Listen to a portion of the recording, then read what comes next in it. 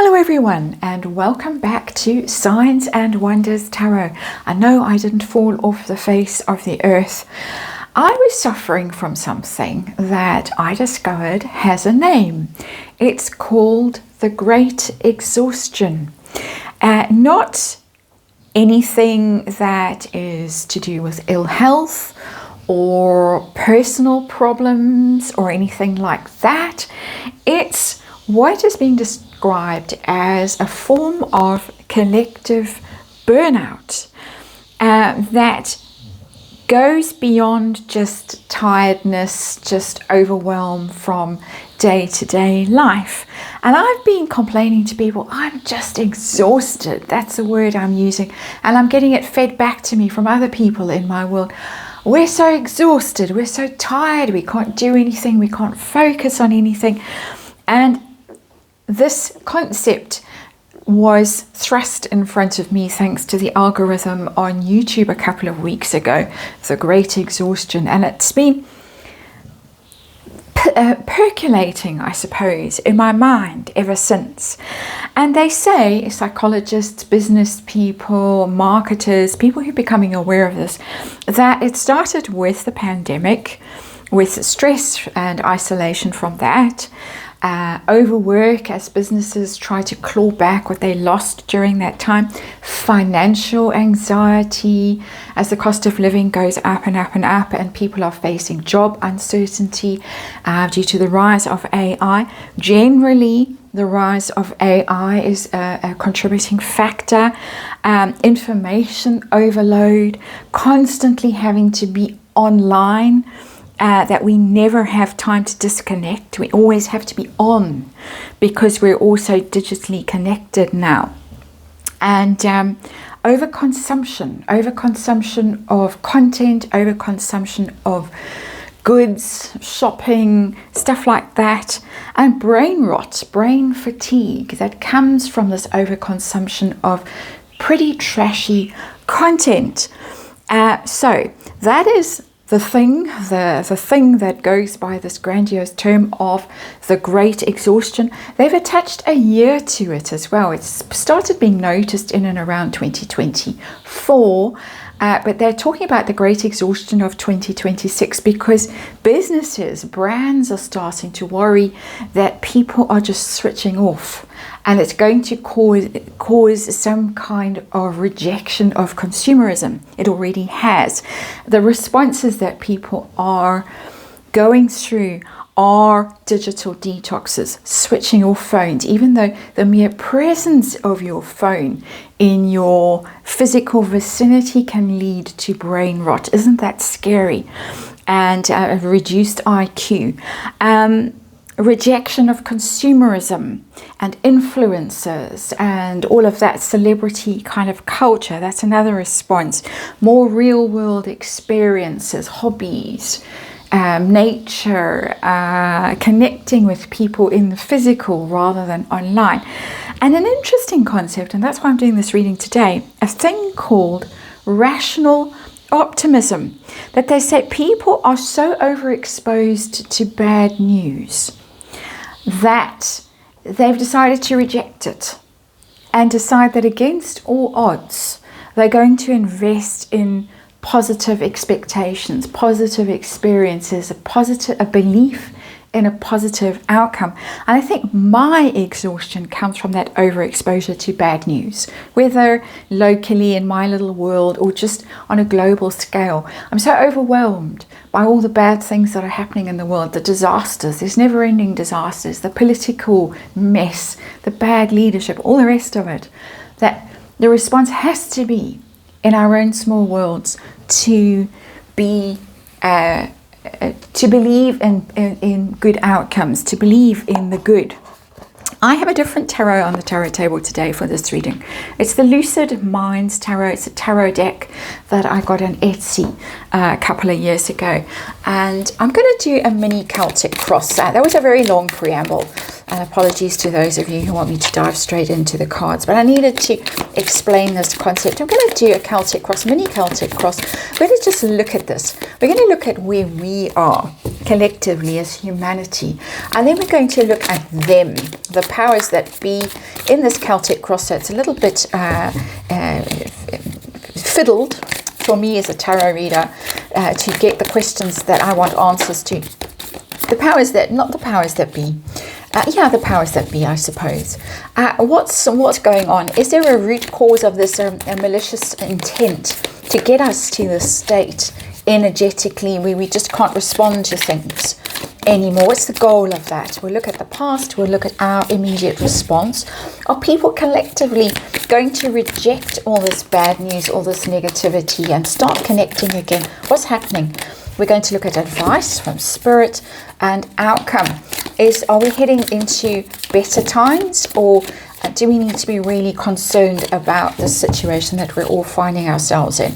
So that's what I'm looking at today. That's where I have been, and I suspect many of you are in that same place as well. It's a societal phenomenon, not just a personal phenomenon. And then we'll get back to the usual stuff in due course. But I felt that I needed to get this story looked at somehow.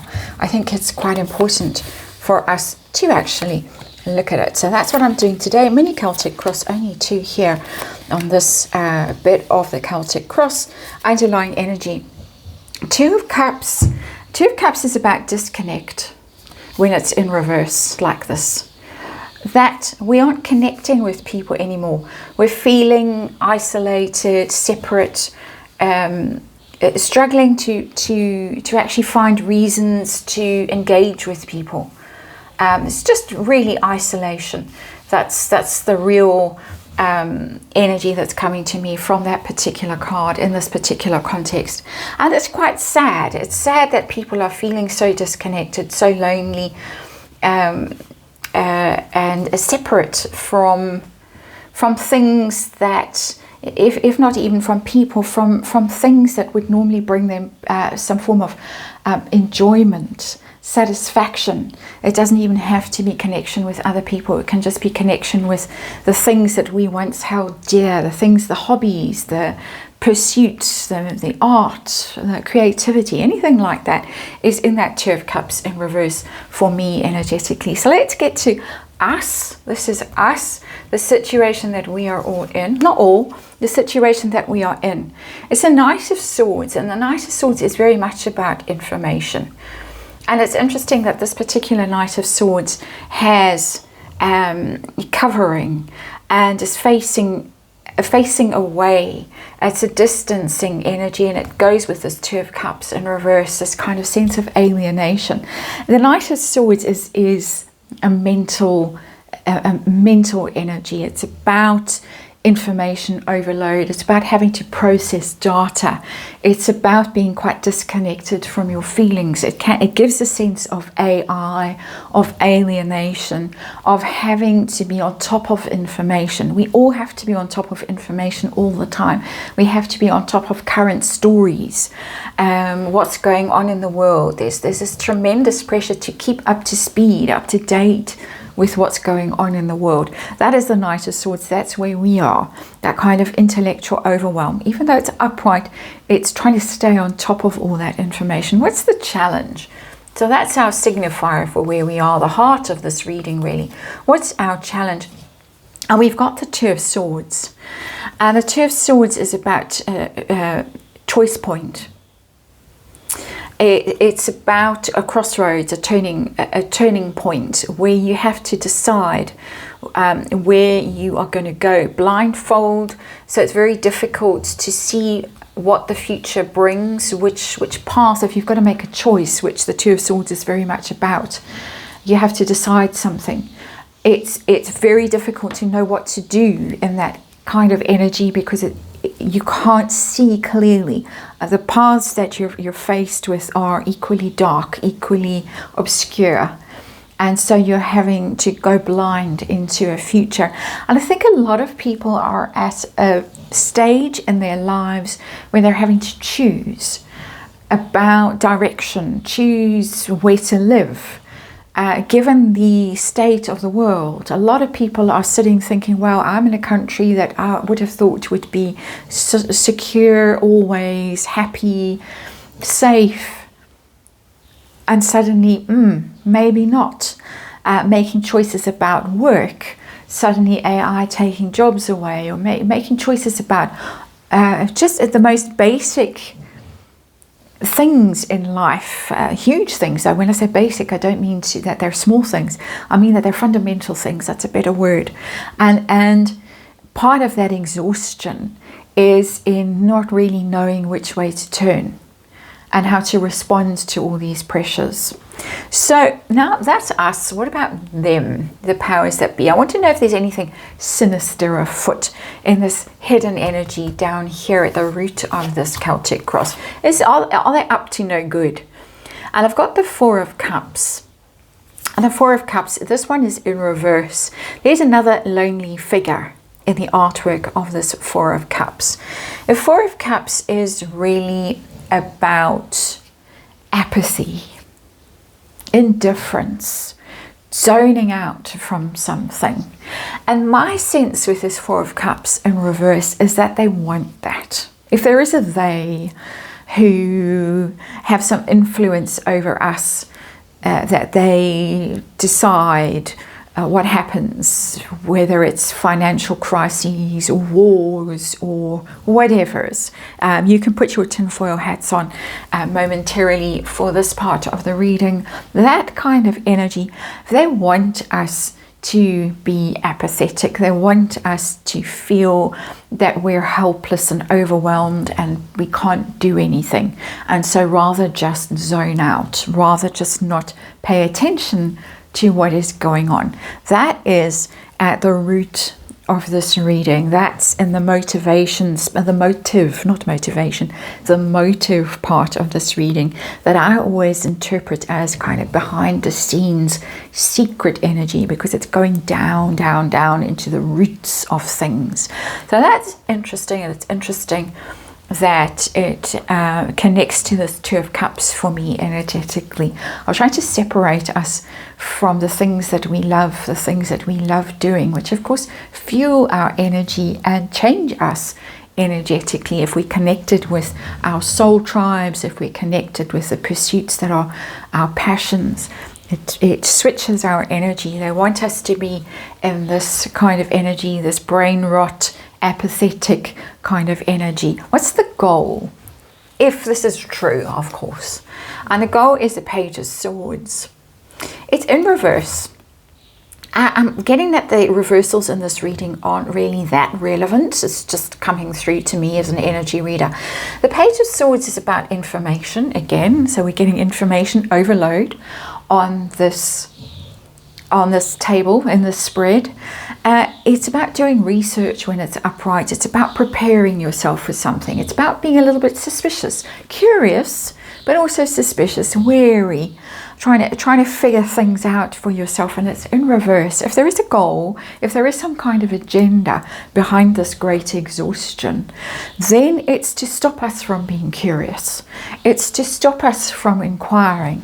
It's to stop us from connecting and discussing. And I can go into a whole conspiracy theory rant now about all the legislation that's coming down about trying to censor people online, the age-based stuff. You're going to have to prove your age to access certain platforms and that kind of stuff. Online censorship. It's just to silence people. Swords in reverse are silence. They want criticism silence. They want social media silence. They want us to just switch off because we're exhausted and overwhelmed and feel helpless and lost and we can't do anything about this. So let's not bother. That's what's coming through to me from these two cards. Let's have a brief look at the past and see what we need to know about past energy. I've left that very open-ended. And we've got the Ten of Cups, and that's a very interesting card again in the reverse. How many cards on this tarot table are in the reverse? Most of them, which is in its own self quite interesting. I'll speak to that quickly.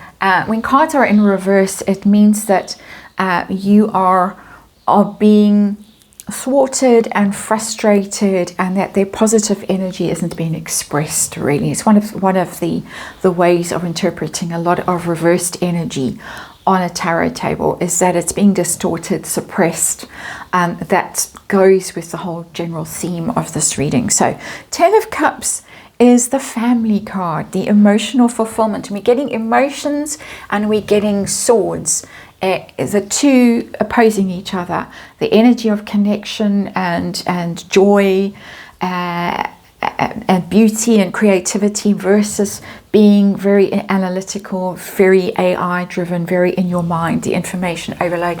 10 of Cups in reverse in the past is family breakdown, connection that's stopped. And of course we can trace it back to things like the pandemic, where we were all locked up and separated and started working from home and couldn't see people that we were used to seeing regularly, and all of that. Travel became much more difficult, much more challenging, much more unpleasant. And it's that breakdown of family bonds, breakdown of society, breakdown of a sense of connectedness, breakdown of a sense of feeling safe, because it's emotional comfort, the 10 of Cups. It's being in your, surrounded by things that make you feel safe and make you feel complete, and it's been eroded. What's going to be the response in the near term, our response, or what's going to happen next? And we get the Magician, and it's in reverse. That's an interesting energy, because it's the PR and spin and all the stuff that we see all the time online, whether it's the press spinning things or government spinning things or influencers spinning things and stuff like that. I'm getting that Magician card in reverse as a rejection of that. Stop lying to us. Stop deceiving us.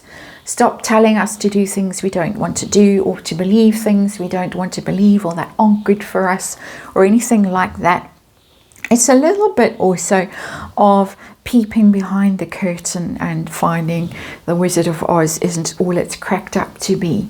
So the spin is going to be less. It's going to have less effect on people, and people are going to start seeing through the deceptions, the messaging that is manipulative and not necessarily authentic and human-centered. Magicians are not real. What they do isn't real. They deceive. And the card in the reverse tells me that people are going to start to become very aware of how they're being played and how they're being forced into things that are not in their best interests. It's a very big card in this reading. Do we have another major arcana? No, we don't. It's our first major arcana that's shown up. Again, in the reverse. But this time I'm pleased to see this card in the reverse. So, advice to us from Spirit. What should we be doing in this situation? It's a very difficult situation that we're going through right now. What's our advice? And we get the 7 of Cups, and it's in reverse. The 7 of Cups is about delusion and fantasy and believing things that aren't real. When it's in reverse, yet another reversal. When it's in reverse, it's getting real about things. This is illusory when it's upright. All these doors, all these possibilities. It's giving me the sense when I look at it and looking at devices. Here's my laptop, there's my phone, there's my computer, there's my TV. And all these devices are open and they're all running and they're all in this Magician energy when it's upright of bombarding me with information that isn't necessarily useful. Card in the reverse, 7 of Cups in the reverse, is telling me stop living in an unreal environment, in a digital environment, in an online environment, and get real. Get your hands dirty in the garden or with paints, or connect with people. Make those connections again. Be creative. Connect with the environment, the natural world. So it's pretty much what people are already doing, but it's very much a message that we need to do more of this. And then when you do those kinds of things, you are more likely to see through the illusion and less likely to be influenced by things that don't have your best interests at heart. It's harder for them to get at your energy if you just switch off and you get real. It doesn't help the sense of they want us to zone out and be indifferent. This isn't being indifferent. This is being grounded, being proactive in your ordinary day-to-day life. It's a kind of resistance in itself. So, outcome of this strange energy, this strange place that I certainly am finding myself in, people around me are finding themselves, and you watching this might be finding yourselves in too. Where are we headed? We've got the Hierophant, and it's in reverse, and yet again a reversal.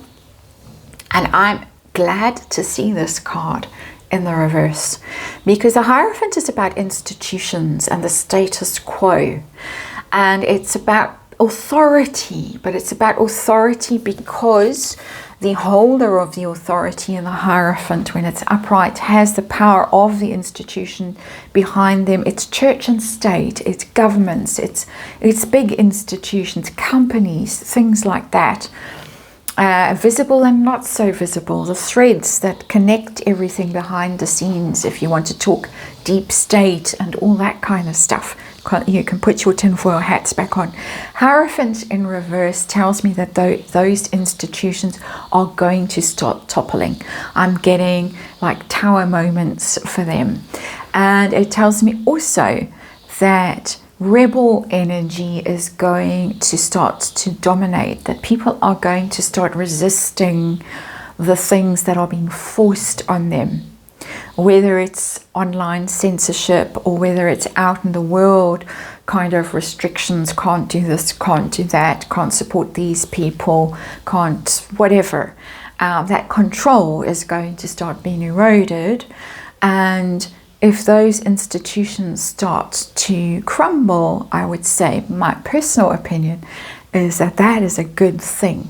It starts to make space for new structures and new ways of being and new ways of connecting. So that's a reading, a rather strange reading, but I hope that it's sparked some thoughts with you, and I'll be interested to read what you have to say about this one. Thanks for watching, and I'll see you again soon.